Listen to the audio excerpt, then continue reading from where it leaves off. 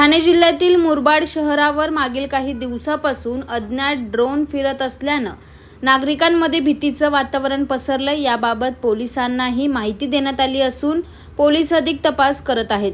मुरबाड शहरावर मागील 8 दिवसापासून रात्रीच्या वेळी 5 ते 6 ड्रोन घिरट्या घालत असल्याचं स्थानिकांचं म्हणणं आहे। उभ्या ड्रोनचे स्थानिकांनी व्हिडिओ काढून पोलिसांकडे तक्रार केली। हे ड्रोन कोण आणि कशासाठी उडवतोय याबाबत नागरिकांना कल्पना नसल्यानं नागरिकांमध्ये भीतीचं वातावरण पसरलं आहे।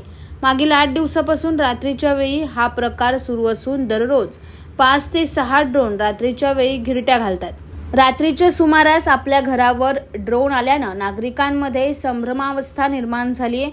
पोलिसांनी लवकरात लवकर याचा शोध घ्यावा अशी मागणी नागरिकांमधून केली जाते।